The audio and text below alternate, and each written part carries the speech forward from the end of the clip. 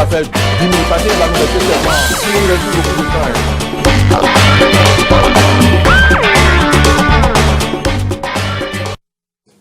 Bonjour. Bonjour, cher confrère. Vous n'êtes plus à présenter. Nous parlons de la problématique de fermeture des établissements d'enseignement pour prévenir la Covid-19. Dans cette situation où on sait les conséquences sur la population dans les autres pays, dans le monde de cette pandémie, à quoi vous pensez, vous, en tant qu'analyste politique, quand les politiques décident de ne pas fermer les écoles au Bénin? Bon, et d'abord, il faut reconnaître de façon globale que le gouvernement n'est pas resté bras croisés. Et ça, il faut s'en féliciter. Et surtout que je suis sûr qu'en faisant son programme au début d'année, aucun gouvernement n'a prévu la gestion du Covid-19. Et donc, c'est venu comme un imprévu qui est devenu aujourd'hui une priorité. Vous voyez comment ce virus est passé de l'imprévu à une priorité internationale aujourd'hui. Et donc, sur ce point, on peut excuser les tâtonnements, les tergiversations qu'il a eu au début et qu'il y a eu dans tous les pays. Il faut avoir le courage de dire, même les pays qui sont les plus développés au début, les gouvernements ont dû tâtonner. S'il n'y avait pas eu tâtonnement, on n'aurait pas la situation qu'on a aujourd'hui en Italie. Ça, il faut le reconnaître. Mais ce que je n'ai pas compris pour ce qui concerne le gouvernement du Bénin, comme je le disais, en l'excusant pour un certain nombre de choses, c'est que j'ai l'impression qu'on réfléchit trop. Et parfois, face à des situations, on veut chercher faussement des solutions très sophistiquées. Et parce que quand moi j'ai écouté un peu sur toutes les chaînes internationales, et la version la plus courante qui revient des scientifiques, c'est que la meilleure façon pour éviter la propagation du virus, c'est le confinement. En tout cas, je l'ai entendu... Puisque le virus ne circule pas, ce sont les humains qui se déplacent. Voilà, je l'ai entendu dans presque toutes les bouches. Et donc, je n'ai pas compris que le gouvernement a choisi à un certain moment de tâtonner ou bien de dire, bon, on n'arrive pas à cette solution extrême. Je ne sais vraiment pas pourquoi le gouvernement a choisi cela, mais j'ai compris hier que... À travers la décision prise hier, le communiqué qui est sorti hier, les nouvelles mesures. Voilà, il y a une nouvelle mesure pour corser la note. Tout à fait. Et j'ai compris que les premières décisions qui ont été prises ont été peut-être des décisions où on n'avait pas tous les éléments, on n'avait pas pris la mesure du danger qui nous menaçait. Et les décisions qui ont été prises hier m'ont un peu plus rassuré. Alors, concernant la fermeture des écoles, c'est un grand débat. Vous savez, ça concerne les jeunes. Et selon beaucoup d'analyses et selon beaucoup de gens, c'est qu'ils sont des vecteurs, même s'ils ne sont pas les premières victimes, parce que il faut le reconnaître, la plupart des victimes sont des gens d'un certain âge. Mais les enfants, ils sont mobiles, ils ne sont pas contrôlables, ils sont innocents dans tout. Donc, ils peuvent être parfois des vecteurs sérieux de distribution de la maladie. Donc, c'est fort de ça que la plupart des gouvernements ont commencé par décider de fermer les écoles. Mais ici, j'ai constaté que non seulement on s'y est opposé, il y a eu même une décision des associations des parents d'élèves, des écoles catholiques, des écoles protestantes, du patronat des universités privées. Mais malgré ça, le gouvernement est resté campé sur sa décision. Et hier, le gouvernement a montré une souplesse en disant tout au moins nous allons donner des congés anticipés. C'est une manière de dire nous vous écoutons quand même. Nous vous écoutons et nous avons coupé la poire en deux. Mais moi j'aurais souhaité que le gouvernement prenne vraiment la décision de fermer les écoles. Ça ne nous coûte rien, ça va nous permettre qu'on ne laisse pas encore une semaine. Une semaine encore, voilà. Parce que ces genres de décisions, quand vous les prenez, c'est comme si vous conduisez et que vous prenez des risques, peut-être avec un camion qui vient devant vous et vous prenez le risque de faire des dépassements risqués. Quand ça marche, tout le monde dit « Ah, vous êtes brave, vous êtes bon, vous conduisez bien. » Mais quand ça ne marche pas, ça dit quoi ça?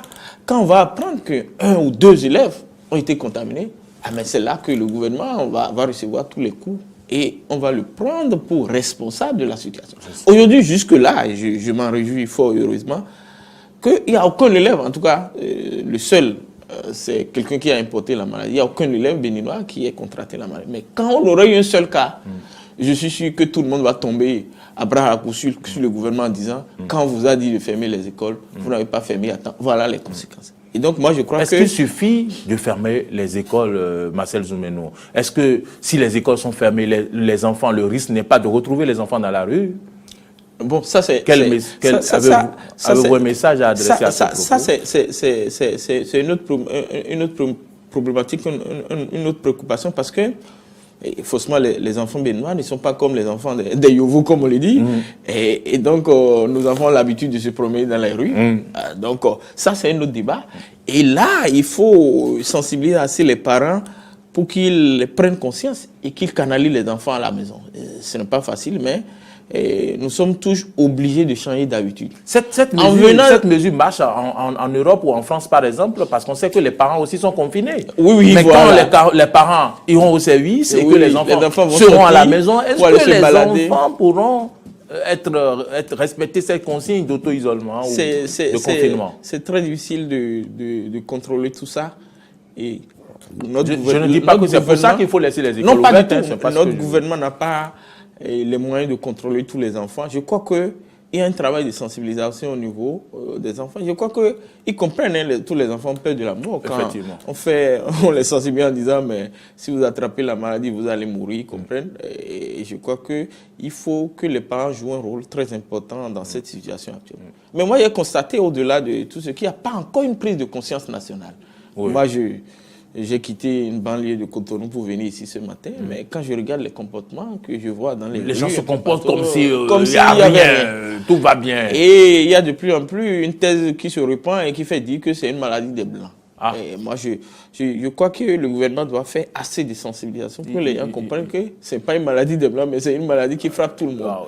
Et à ce niveau, il y a encore beaucoup de travail à faire. Beaucoup de travail à faire, comme vous le dites.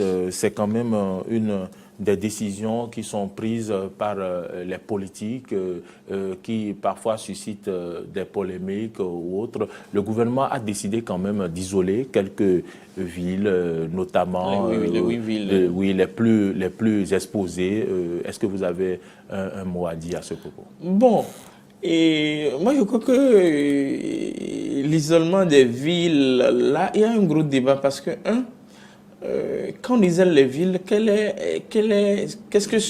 résultat on voulait avoir en isolant les villes? Il y a une personne peut-être qui menait des réflexions pour dire est-ce que le gouvernement a donné une trajectoire au virus ou bien des boutades comme ça. Parce que c'est tout comme si on veut préserver uniquement les populations de ces villes contre d'autres populations ou bien contre d'autres personnes qui viennent les envahir. Ça, et j'ai vraiment pas compris s'il doit avoir un projet d'isolement. Je crois que ça doit être au plan national parce que le virus peut frapper n'importe où. Il peut frapper à Cotonou comme il peut frapper à Parakou.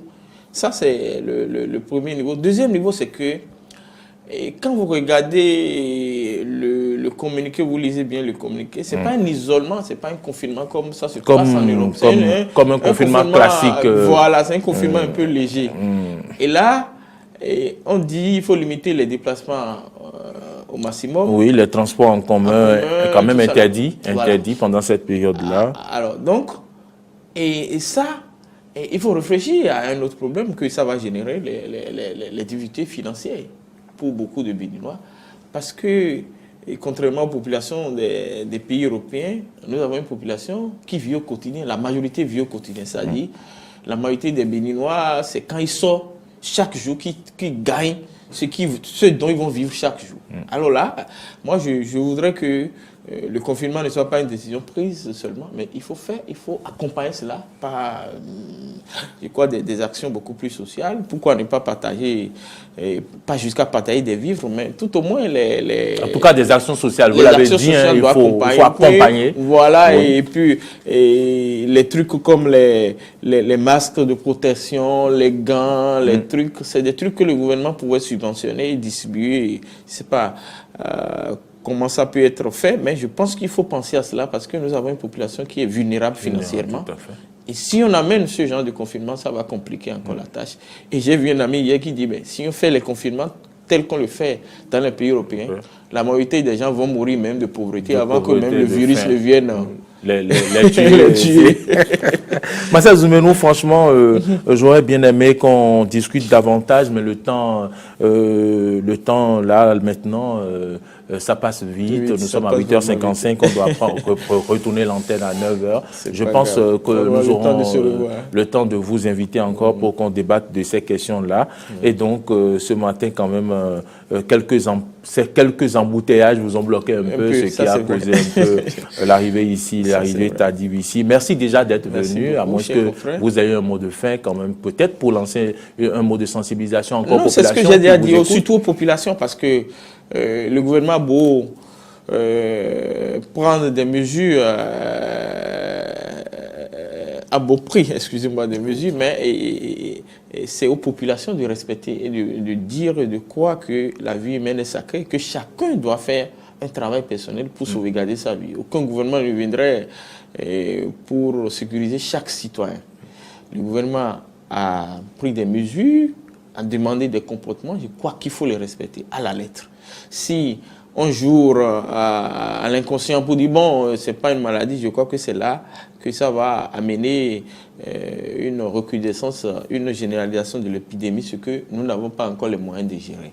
Donc moi j'invite les populations à respecter tout ce que le gouvernement a dit à la lettre, et le reste peut-être que Dieu nous y aidera. Dieu nous y aidera, ce sera la providence. Puisqu'on est des croyants. Et donc, vous l'avez dit, vous avez salué quand même les efforts faits par le gouvernement. Vous avez également apprécié le fait que le gouvernement ait revu sa position par rapport à la fermeture des écoles. Les congés devaient démarrer les 3, maintenant c'est le 30. Et donc, voilà. Merci. Nous avons reçu pour vous Marcel Zoumenou. Il est analyste politique. Il est donc l'assistant du directeur de publication de la Nouvelle Tribune. Mesdames, Messieurs, vous nous avez suivis. C'était le face-à-face. Eh bien, je vous laisse en compagnie de Natacha Kofi, certainement pour clôturer ce matin d'Éden. Merci à toutes et à tous pour votre fidélité.